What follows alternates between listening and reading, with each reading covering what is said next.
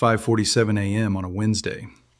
The Feodosia oil terminal on the southern coast of occupied Crimea, 18 storage tanks, each tank holding approximately 5,000 tons of diesel and gasoline, fuel for Russian military vehicles, fuel for Russian logistics trucks, fuel for the trucks that bring food to Russian bases, fuel for the ambulances, fuel for the generators. At 5:48 a.m., the first drone arrived. Not a large drone, not a military-grade Shahed, something smaller, something quieter, something that Russian air defense systems, the much-hyped S-400 batteries deployed across Crimea, did not detect until it was already inside the terminal perimeter. The drone struck Tank 7. The explosion was not massive, it did not level the facility, but it opened a hole, and fuel began to pour out, burning fuel. At 5:52 a.m., the second drone struck Tank 12. At 5:55 a.m., the third struck the pumping station that moves fuel from the storage tanks to the loading bays for military trucks. By 6:30 a.m., the Feodosia terminal was an environmental disaster. Burning diesel, black smoke visible from Sevastopol 100 kilometers away. Russian emergency services arrived, but they could not stop the fire. They could only contain it, let it burn itself out. By 12 p.m. that same day, the first gas stations in Simferopol, Crimea's capital, began reporting empty pumps. Not low, empty. The fuel that was supposed to be delivered that morning was still burning at Feodosia.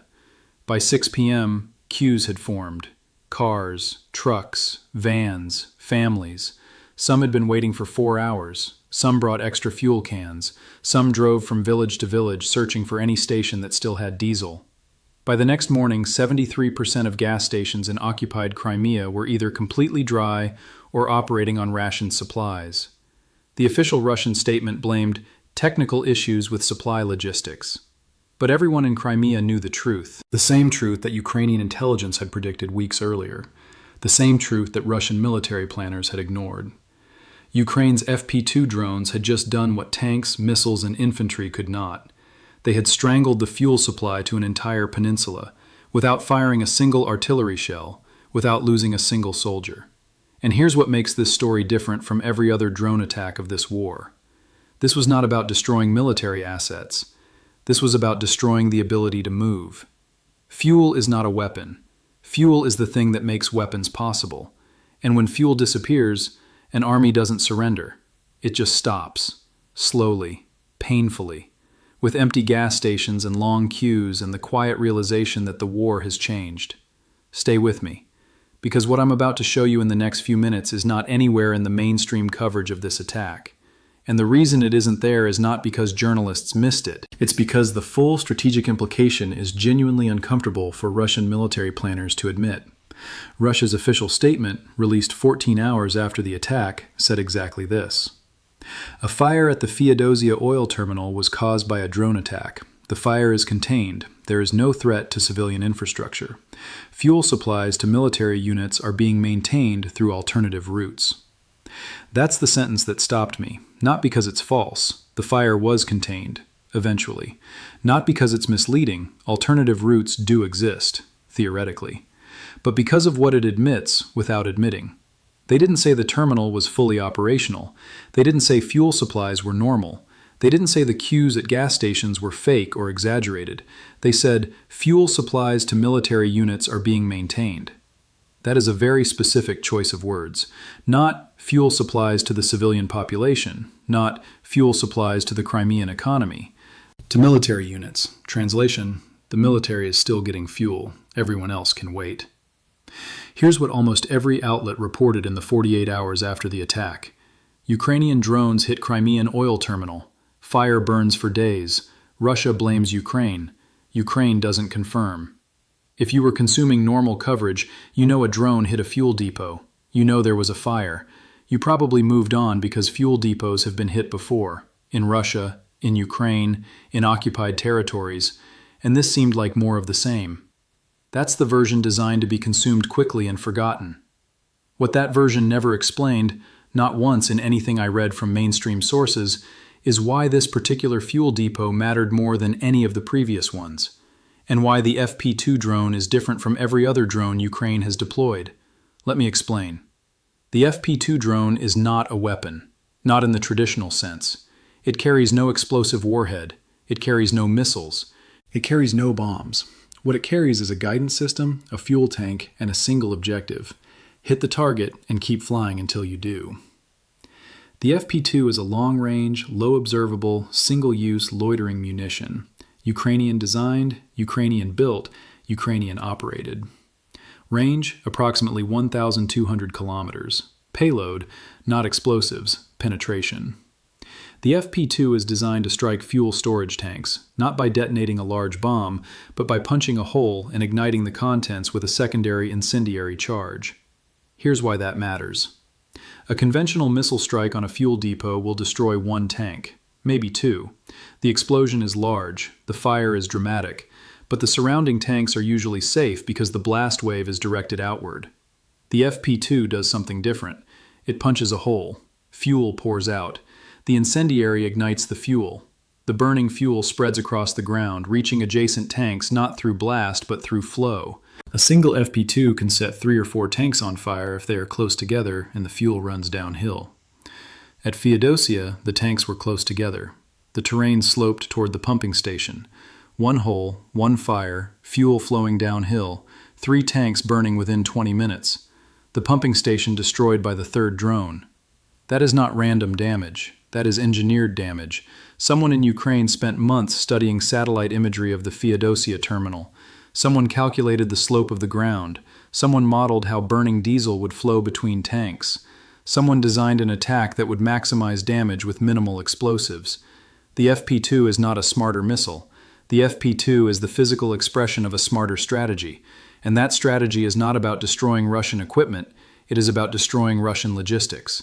Because logistics is the one area where Russia has always been vulnerable and has never adequately protected. Let me give you a number that genuinely surprised me when I ran it. The Feodosia oil terminal held approximately 90,000 tons of fuel at the time of the attack. That is roughly 680,000 barrels of diesel and gasoline.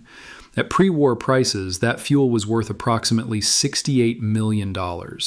At current wartime prices, with sanctions, with supply chain disruptions, with Russia paying premium rates for shadow fleet shipping, that same fuel is worth closer to $120 million. The 3 FP-2 drones used in the attack cost approximately $200,000 each to manufacture. Total cost, $600,000. $600,000 to destroy $120 million of fuel. That ratio is 1 to 200. Ukraine spent $1 for every $200 of Russian fuel destroyed. But that's not the number that matters. Here's the number that matters. Crimea imports approximately 95% of its fuel from mainland Russia. It has no domestic refining capacity.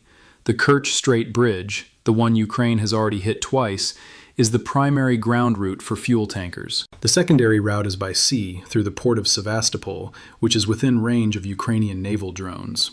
The Feodosia terminal was not just a storage facility, it was the distribution hub for all of southern Crimea. Fuel arrived at Feodosia by rail from Russia, then it was trucked to gas stations and military bases across the peninsula. With Feodosia burning, that distribution network is severed, not damaged, severed. Russia can still send fuel to Crimea by other routes, but those routes are longer, slower, more vulnerable, and more expensive. A tanker truck driving from mainland Russia to Sevastopol via the Kerch Bridge takes approximately 8 hours longer than the Feodosia route. That extra time means fewer deliveries per day. Fewer deliveries per day means less fuel at gas stations. Less fuel at gas stations means queues. Queues mean panic. Panic means hoarding. Hoarding means empty tanks. And empty tanks mean that the 2.4 million people living in occupied Crimea, not the military, the civilians, are now competing with the Russian army for a shrinking supply of fuel. That is not a military crisis. That is a political crisis. Because nothing makes an occupied population turn against its occupier faster than waiting in line for 4 hours to be told the pumps are dry. Here's what I keep coming back to. The thing that has bothered me for the weeks since this attack. Russian state media has barely covered the fuel crisis in Crimea. A few mentions, a few dismissals, mostly silence. That silence is not an accident. Russian state media has covered every other Ukrainian drone attack on Russian soil. They covered the strikes on Moscow skyscrapers. They covered the strikes on oil refineries deep inside Russia. They covered the strikes on airfields. They covered the strikes on ammunition depots. But they are not covering the fuel queues in Crimea. Why? Because Crimea is different. Crimea is the trophy. Crimea is the justification for the entire war. We are protecting Russians in Crimea. We are defending our historic territory. Crimea is Russia. And now, on that trophy territory, Russian citizens are standing in line at empty gas stations. Not because of sanctions, not because of Western conspiracies, because Ukrainian drones designed, built, and operated by the country Russia said it would conquer in 3 days, have made it impossible to get fuel. You cannot spin that. You cannot blame NATO. You cannot blame the CIA. You cannot blame the fascist junta in Kyiv. A Ukrainian drone hit a fuel depot. The fuel burned. The pumps went dry. The people are waiting. And the silence from Moscow is the sound of a government that has no explanation and no solution. Here's what makes this situation different from every previous attack on Russian logistics. Russia can replace fuel. They have more fuel. Russia is an energy superpower. They are not running out of diesel. But fuel is heavy, fuel is bulky, fuel is dangerous to transport, and fuel requires infrastructure that Russia no longer has in Crimea. The Feodosia terminal was not just a storage tank, it was a railhead. Fuel trains from mainland Russia would pull into the Feodosia rail yard. Pipes would connect to the storage tanks, then trucks would fill up at the loading bays. That entire system, rail, storage, distribution, is now a burning ruin. Russia has two options. Option 1, rebuild Feodosia. That will take months, possibly a year. The fire damaged the concrete foundations. The heat cracked the steel tanks. The pumping station is destroyed. You cannot repair that quickly in wartime, not when spare parts are sanctioned, not when skilled workers are being conscripted. Option 2, bypass Feodosia. Send fuel directly to Sevastopol by sea or across the Kerch Bridge by truck. But Sevastopol is a military port. It is already at capacity, supporting the Black Sea Fleet. Adding fuel distribution to Sevastopol's workload would require new infrastructure, new pipelines, new storage, new loading bays. That also takes months. So here is the trap. Ukraine has not destroyed Russia's fuel. Ukraine has destroyed Russia's ability to distribute fuel efficiently in Crimea. And inefficiency, in logistics, is death. Every truck that now takes 8 extra hours to deliver fuel is a truck that could have made 2 deliveries but now makes 1. Every hour of delay means less fuel at gas stations.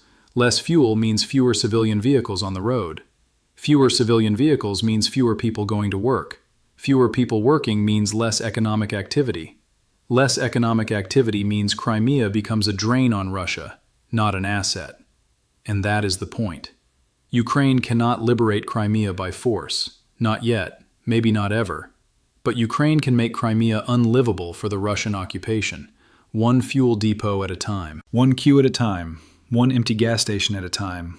That is not a military strategy. That is a strangulation strategy. Slow, painful, inevitable. There is one more layer to this, and it's the layer that Russian military planners are now trying to solve in classified meetings that will never be made public. The FP-2 drone has a range of 1,200 kilometers. That means it can reach any target in Crimea from Ukrainian-held territory. Any target. Not just Feodosia, not just fuel depots. Any target. Russia has hundreds of fuel storage sites across Crimea. Military depots, civilian depots, forward refueling points for armored units. Each one is a potential target. Each one requires air defense. And air defense is not infinite. Here's the maintenance math. The Russian S-400 air defense system deployed in Crimea has a 360-degree radar coverage radius of approximately 400 kilometers. But the S-400 is designed to detect large targets, aircraft, ballistic missiles, cruise missiles. Small drones like the FP-2 have a much smaller radar cross-section. The S-400 can detect them, but only at closer ranges, perhaps 50 to 80 kilometers. And there are only so many S-400 batteries in Crimea. 4, by most estimates. 4 batteries to cover a peninsula that is 27,000 square kilometers. That means gaps, large gaps. Gaps that Ukrainian drone operators have been mapping for months. The Feodosia terminal was in a gap. Not because Russian air defense failed, because Russian air defense cannot be everywhere, and Ukrainian drone operators know exactly where it isn't. Every time Ukraine launches an FP-2, Russia has a choice. Ignore it and risk another fuel depot burning, or reposition air defense assets to cover the gap. But repositioning creates new gaps elsewhere, and those new gaps will be exploited. This is not a war of attrition. This is a war of position. Ukraine is forcing Russia to play a game of air defense whack-a-mole across an entire peninsula, and Russia is losing. Not because their technology is bad, because their geography is impossible. Crimea is a peninsula. It has a limited number of roads, a limited number of rail lines, a limited number of fuel depots. Ukraine does not need to destroy all of them. They need to destroy enough of them that the cost of defending the rest becomes higher than the value of keeping the territory. That calculation is already happening in Moscow, and the queues at Crimean gas stations are the visible evidence of the answer. Here's the thing. The FP-2 drones that struck Feodosia did not win the war. They did not liberate Crimea. They did not force Russia to withdraw a single soldier. But they did something arguably more important.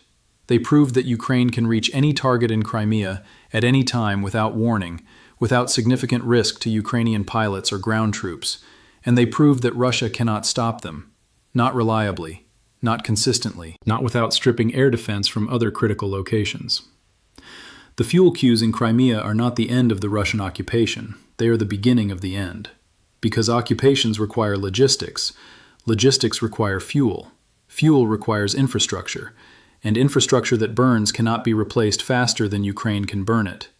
The Russian gas station attendant in Simferopol who told a customer, "No fuel, maybe tomorrow, come back." That person is not a soldier. That person is not a general. That person is not a politician.